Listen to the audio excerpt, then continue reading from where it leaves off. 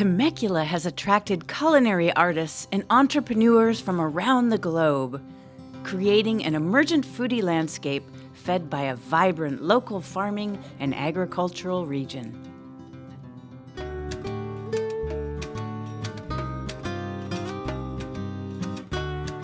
Soros actually fell into my dad's hands back in 2009. And the city of Temecula was blooming at that time, and it still is. It was always a dream to have a restaurant of my own. This was created with the family passion, which is the Mediterranean cuisine. Inspiration for my dishes here is trying to keep some of the family values and the classic recipes that we have, but changing it to the new generation, the new culinary style that's coming up in these days. So the dish I'm actually preparing today is the epitome of a fusion style dish. The fish that we're gonna be making is branzino. We're gonna grill that with the skin on, nice crispy skin. It's got a tahini pomegranate sauce. It's absolutely fantastic.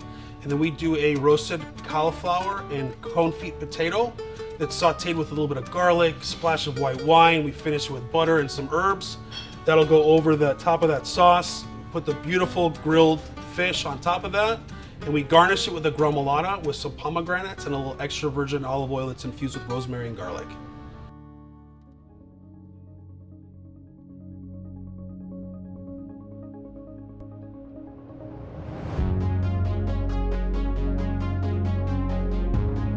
Agriculturally, Temecula was very inviting for me as someone who changed and pivoted their careers about 20 years ago. And what I found out here were really beautiful, small, organic farms, and then these budding wineries. And I thought, wow, what a great place to open a small farm-to-plate eatery, deli, someplace that I can also raise my daughter.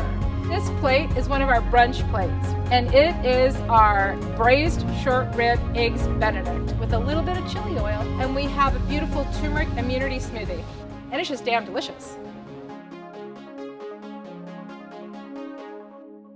I moved from Italy 25 years ago, and I was looking for a new growing city, and somebody told me it was a Temecula, so I came here, totally fell in love.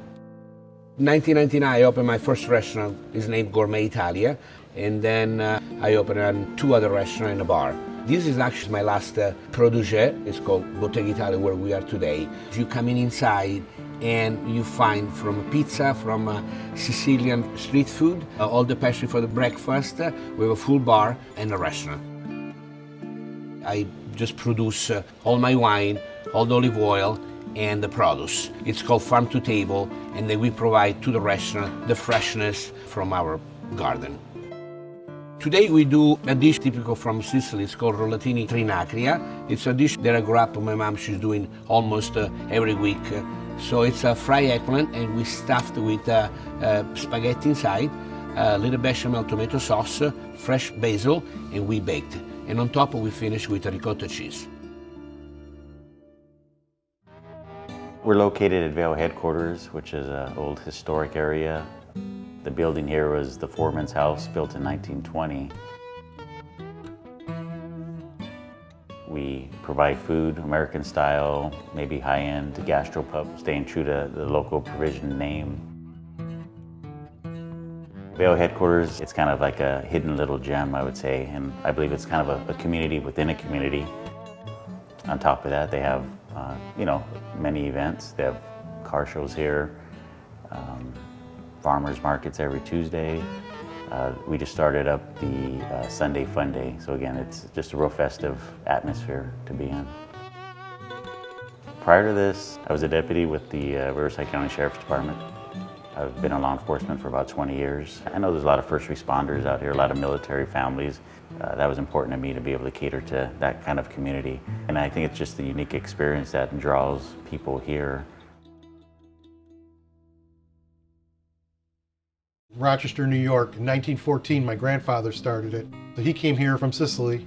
I'm actually third generation baker, and then my sons both wanted to expand the business.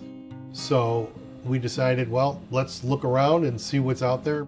So we came out in 2017, fell in love with the area, and we just said, this is the place where we want to be. We've got a few of our oldest recipes that my grandfather did, and the sfogliatelle is actually an old Napolitan recipe. You make a dough and you run it through the sheeter. You end up making a sheet that's probably about 30 feet long.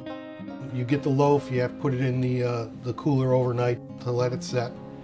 The next day you have to slice the loaf. You pick up each one of the slices and you cup the slice to make it into like a clamshell shape. And then you fill it with a sweetened ricotta and semolina filling. It's crunchy on the outside and pure deliciousness on the inside. It really is. Catering to virtually every taste, Temecula now features a multitude of exquisite cuisine, ranging from farm to table, to ethnic, to sweet goodness.